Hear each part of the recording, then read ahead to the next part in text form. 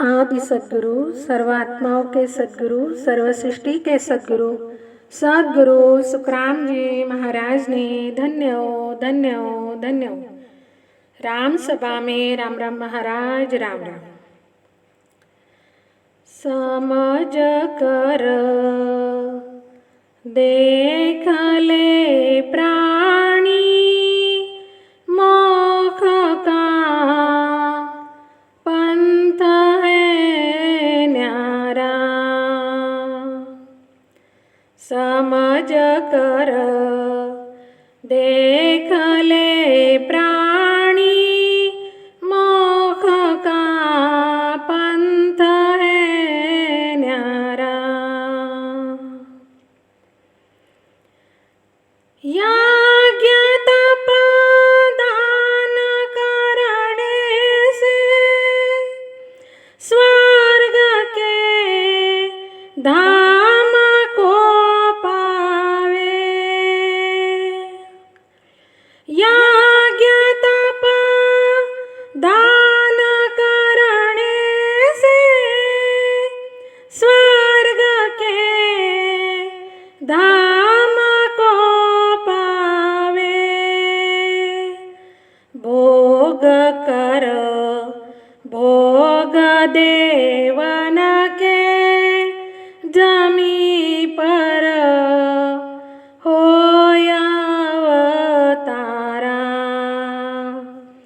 भोग कर भोग देवन के जमी पर होय अवतारा। समझ कर देख ले प्राणी, मोख का पंथ है न्यारा। समझ कर देख ले प्राणी, मोख का पंथ है न्यारा। कर्म की डोर से बांधा, कभी नीचे कभी ऊपर। कर्म की डोर से बांधा, कभी नीचे कभी ऊपर। भटकत जीव योनि में कभी नहीं होय विस्तारा। भटकत जीव योनि में कभी नहीं होय निस्तारा। समझ कर देख ले प्राणी, मोख का पंथ है न्यारा। समझ कर देख ले प्राणी, मोख का पंथ है न्यारा। करे पूजा फिर तीर्थों में, आंगन में होम नित कीजे। करे पूजा फिर तीर्थों में, आंगन में होम हवन कीजे। व्रत उपवास बहु तेरे, नहीं होय ज्ञान उजियारा। व्रत उपवास बहु तेरे, नहीं होय ज्ञान उजियारा। समझ कर देख ले प्राणी, मोक्ष का पंथ है न्यारा। समझ कर देख ले प्राणी, मोक्ष का पंथ है न्यारा। बैठ कर संत संगत में विचारे रूप ईश्वर का। बैठ कर संत संगत में विचारे रूप ईश्वर का।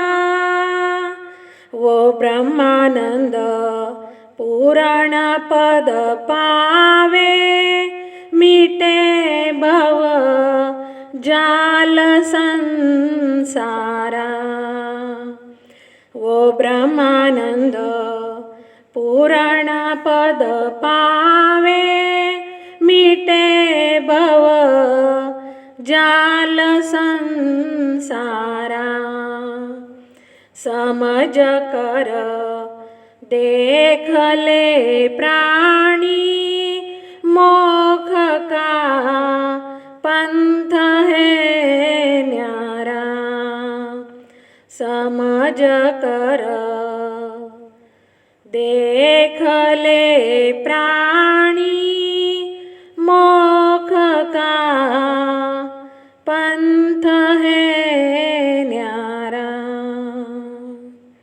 इस पद का भाषांतर अब हम देखेंगे। संत इस पद के माध्यम से समझाते हैं, हे मनुष्य प्राणी, तुझे अगर परम मोक्ष की चाहना है तो तू रास्ता भटक गया है, क्योंकि परम मोक्ष का रास्ता अलग है और तू जिन विधियों से ईश्वर प्राप्ति करना चाहता, वह कर्मकांड तुझे अलग जगह ले जाएंगे। इस बात को तू समझकर सोचकर देख ले।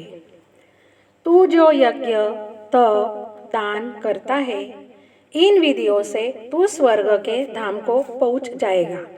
लेकिन स्वर्ग में अपने शुभ कर्म पुण्य कर्म के हिसाब से वहाँ रखते हैं। जिस दिन तेरे शुभ कर्म भोग कर खत्म हो जाएंगे, उसी क्षण तुझे स्वर्ग से वापिस इस धरा पर भेज देंगे।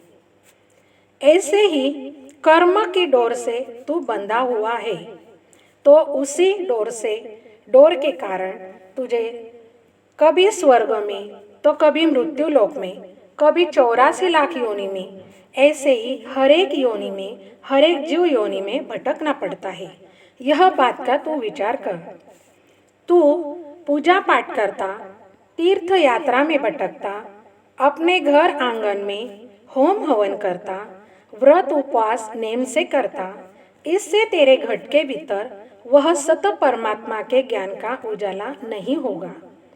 इसके बजाय तू सत्संगत में जाकर बैठ, सद्गुरु के मुख से ज्ञान सुन, उस ज्ञान को समझकर अपने अंदर उतार, उनके बताए रास्ते पर चल, उनके बताए हुए विधि से ईश्वर का नाम स्मरण कर, तो तेरी परम मोक्ष की चाहना पूरी होगी और सदा के लिए तू इस संसार रूपी भवजाल से पार हो जाएगा। यही बात तू अपने हृदय में उतार। यही ज्ञान की समझ देकर संत सभी नर नारियों को समझाते हैं। समझ कर देख ले प्राणी, मोक्ष का पंथ है न्यारा। परम दयाल सद्गुरु सुखराम जी महाराज ने धन्य हो धन्य हो धन्य हो। राम सभा में राम राम महाराज, राम राम।